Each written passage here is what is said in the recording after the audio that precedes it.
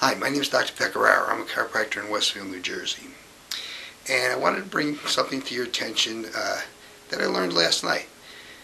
I was listening to a man named Jeff Cavins. You may have heard of him. He's a Bible scholar. But anyway, he was talking about Adam and Eve.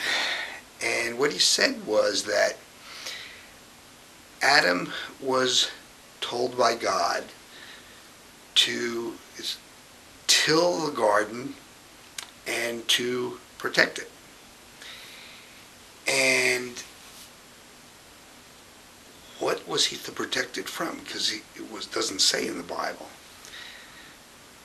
That's the first thing. The second thing, we're going to get back to that. The second thing was that when it says the serpent, it doesn't mean like, the words don't mean like a little garden snake.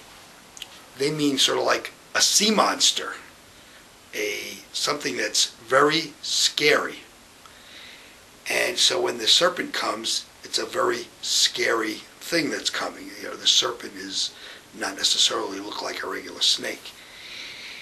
And the next thing that he said was that when Adam and Eve were in the garden, they were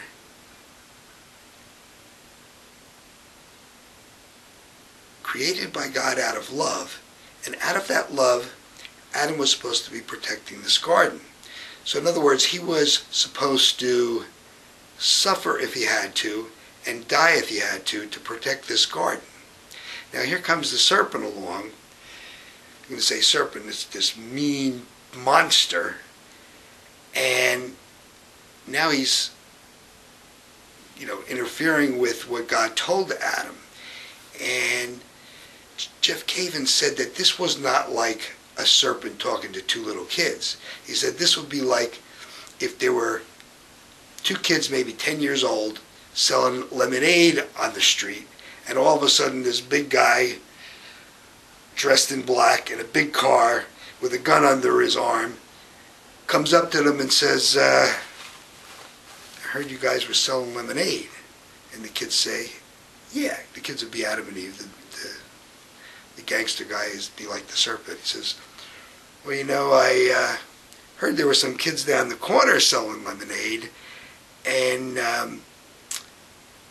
they wouldn't buy protection. Do you guys want to buy protection?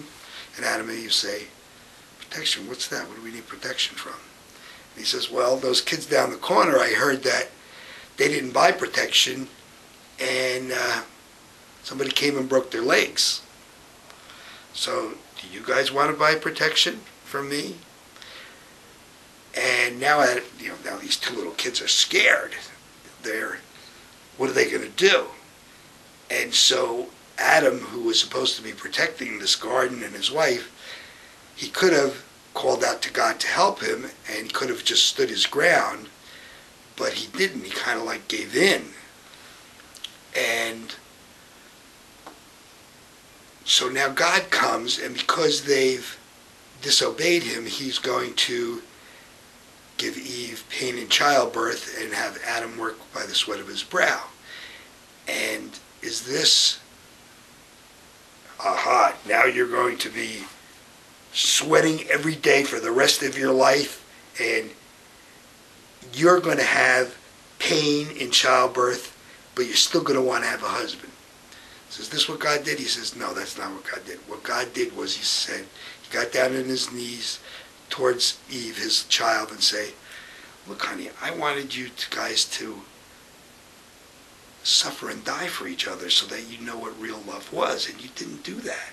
So what I'm going to do is try to teach you that the rest of your life by giving you some suffering and letting you bear it.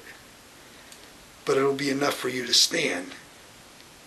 And he's doing the same thing to Adam. He says, I'm going to teach you by you having to work and suffer for your family to earn a living, that suffering, how to suffer, how to love. And this is what God was doing, not what I always thought, and probably what you always thought. So think about this and meditate on it, because I think it's very important. It turns a different, makes a different light on the whole thing, especially in regards to Jesus coming in the New Testament and is going to be the new Adam that's going to be the opposite. And, so think about it. When I do, it makes things a lot more clearer, and Jeff Cavin said that it will. So I hope the information's been helpful to you, and I'll try to bring you more information at another time. Thanks.